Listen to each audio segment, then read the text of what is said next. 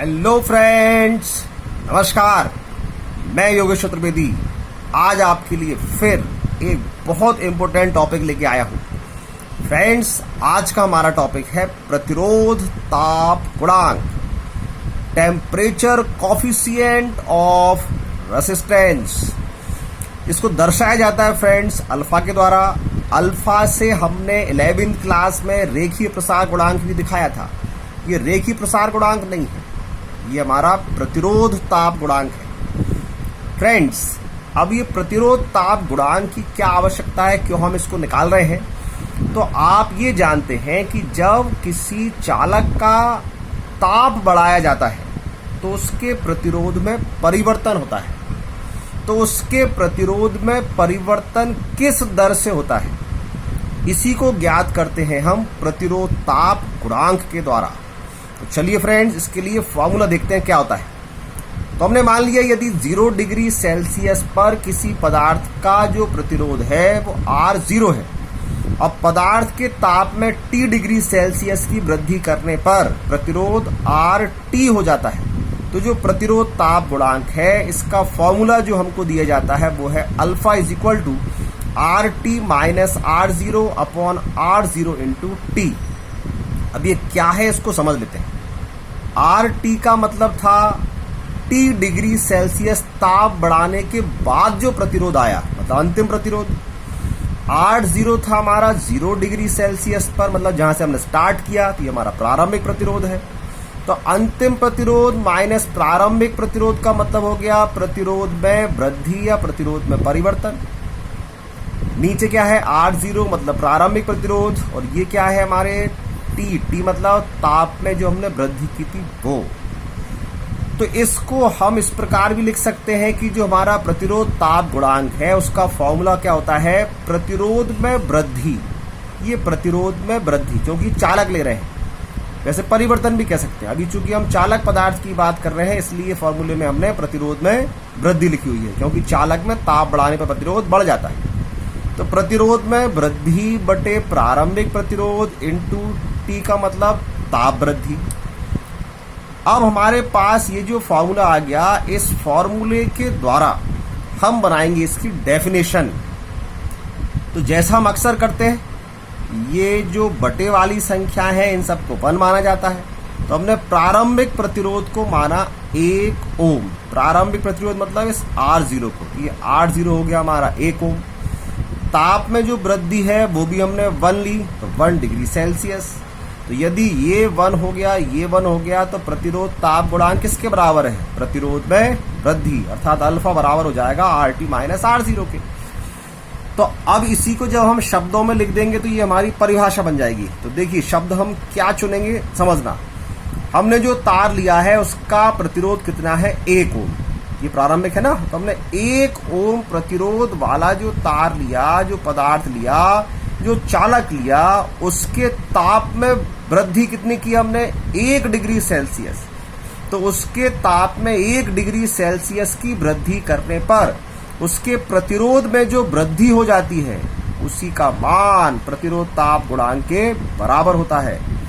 देखिए definition, 0 degree Celsius पर 1 ओम प्रतिरोध वाले पदार्थ का ताप 1 डिग्री सेल्सियस बढ़ाने पर उसके प्रतिरोध में जो वृद्धि होती है उसका मान प्रतिरोध ताप गुणांक के बराबर होता है ना फ्रेंड्स। परिभाषा आसान। देखिए अभी हम यहाँ वृद्धि क्यों लिख रहे हैं, क्योंकि हम जो पदार्थ ले रहे हैं वो चालक के संदर्भ में बात कर रहे हैं। नहीं तो हम यहाँ परिवर्तन भी कह सकते हैं, क्योंकि जरूरी नहीं है हमेशा वृद्धि ही हो। यदि आपने चालक की जगह अर्धचालक लिया है तो फिर ताप बढ़ाने से प्रतिरोध घटेगा, बढ़ेगा नहीं। इस चीज को समझना, ये जो पदार्थ जिसको हम ले रहे हैं वो चालक पदार्थ ले रहे हैं, तो चालक पदार्थ के संदर्भ में हमने ये डेफिनेशन दी है। अब चूंकि हमारे पास एक नई राशि आ गई, फॉर्मूला आ गया, परिभाषा आ गई, तो इसके मात्रक विभेद सूत्र भी चाहिए है। तो ऐसा ही मात्रक जब आप बनाएंगे तो प्रतिरोध में वृद्धि मतलब प्रतिरोध, प्रारंभिक प्रतिरोध, ये भी प्रतिरोध है, तो इसका भी ऐसा ही मात्रक ओम, इसका भी ओम। ओम से हम कैंसिल हो गया, बचा क्या यहाँ ताप। ताप का होता है केल्विन, ऊपर जाएगा तो केल्विन इनवर्स, या व्यवहारिक मात्रक इसका प्रति डिग्री सेल्सियस या डिग्री सेल्सियस इनवर्स भी हो सकता है। अब द्विमीय सूत्र में आप जानते हैं ताप को दिखाया जाता है थीटा से, जैसे केल्विन इनवर्स है या डिग्री सेल्सियस इनवर्स है, वैसे ही जब हम ताप को दिखाएंगे थीटा से तो मिल जाएगा थीटा इनवर्स। अब ये तो हो गया आपका प्रतिरोध ताप गुणांक, लेकिन इस प्रतिरोध ताप गुणांक के बारे में और भी कई सारी चीजें हैं जो आपको जानना आवश्यक है। वे पदार्थ जिनके लिए ताप बढ़ाने पर प्रतिरोध बढ़ जाता है, अल्फा की वैल्यू धनात्मक प्राप्त होती है। अब ये हम कैसे करें, देखो ये R0 प्रारंभिक, RT अंतिम। यदि ताप बढ़ाने से प्रतिरोध बढ़ गया तो RT का मान ज्यादा होगा, R0 का मान कम होगा, ज्यादा में से कम घटाओगे आंसर पॉजिटिव आएगा। तो जब अल्फा की वैल्यू पॉजिटिव आएगी इसका मतलब ताप बढ़ाने से प्रतिरोध बढ़ जाता है। तो वे पदार्थ जिनमें ताप बढ़ाने से प्रतिरोध बढ़ेगा अल्फा की वैल्यू धनात्मक प्राप्त होगी। अब ऐसे कौन से पदार्थ हैं? धातु चालक। हर धातु चालक जो हमने पढ़े हैं उसमें ताप बढ़ाने से प्रतिरोध बढ़ जाता है, ठीक है। लेकिन ऐसे पदार्थ भी हैं जिनमें ताप बढ़ाने से प्रतिरोध घट जाता है। तो यदि ताप बढ़ाने से प्रतिरोध घट जाएगा तो भी क्या ये पॉजिटिव होगा? जी नहीं। देखो जैसे ये प्रारंभिक है, इसकी वैल्यू ज्यादा है, तो ताप बढ़ाने के बाद ये RT जो मिला वो कम हो गया, तो कम में से ज्यादा घटाओगे तो आंसर नेगेटिव आएगा ना। हाँ, तो यदि ताप बढ़ाने से प्रतिरोध का मान घट जाता है तो अल्फा की वैल्यू नेगेटिव प्राप्त होगी। अब ऐसे पदार्थ हैं अर्धचालक जिनमें ताप बढ़ाने से प्रतिरोध घट जाता है। तो धातु चालकों के लिए अल्फा की वैल्यू धनात्मक आती है, अर्धचालकों के लिए ऋणात्मक आती है।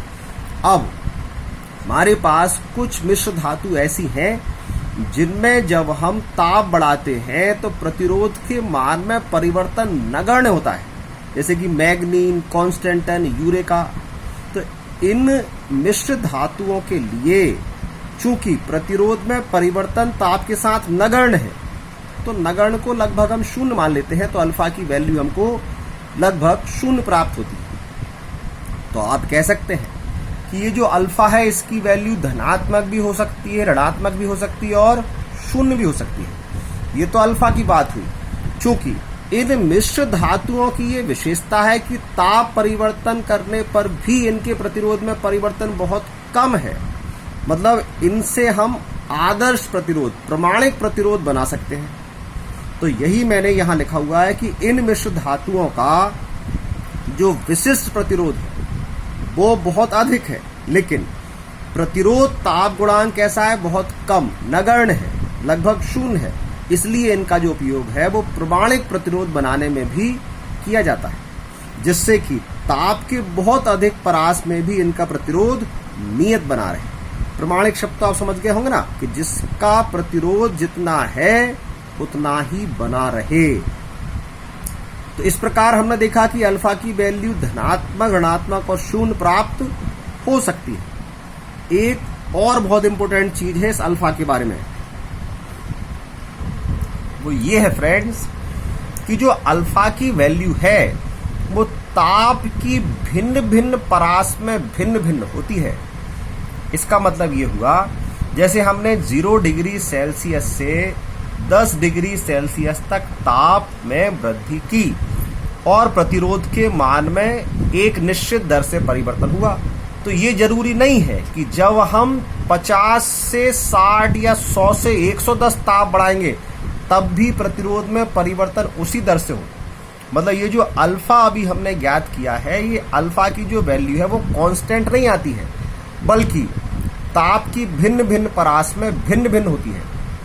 तो अभी हमने 0 डिग्री सेल्सियस से T डिग्री सेल्सियस लिया था, तो अब अगर हमको 0 डिग्री सेल्सियस नहीं चाहिए तो फिर हम एक ऐसा फॉर्मूला बनाएं जो किसी भी परास में काम करे।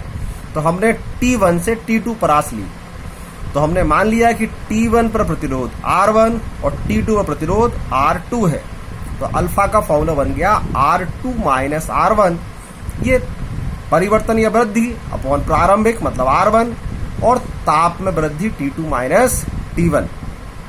तो ये चीज आप ध्यान रखना कि जो अल्फा की वैल्यू है वो अल्फा की वैल्यू आपकी कांस्टेंट नहीं है, बल्कि अलग अलग ताप पर अलग अलग होती है या हो सकती है।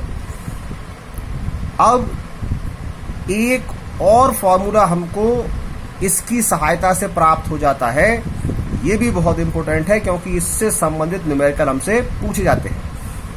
यदि 0 डिग्री सेल्सियस, 100 डिग्री सेल्सियस और कोई अज्ञात ताप T डिग्री सेल्सियस पर चालक के प्रतिरोध क्रमशः R0, R100 और RT है, तो इस अज्ञात ताप को यदि हमें ज्ञात करना होगा तो हम इसी फॉर्मूले की सहायता से ये फॉर्मूला तैयार कर लेते हैं। T is equal to RT minus R0 upon R100 minus R0 into 100 degree Celsius.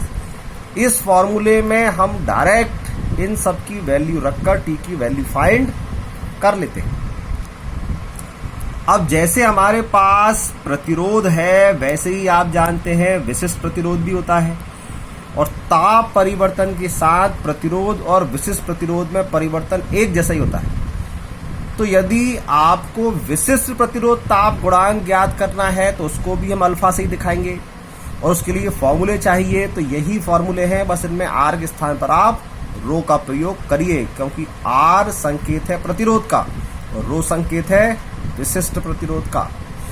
चलिए अब एक न्यूमेरिकल करते हैं ताकि जो कुछ हमने सीखा है उसको यूज कैसे करते हैं ये समझ में आ जाए।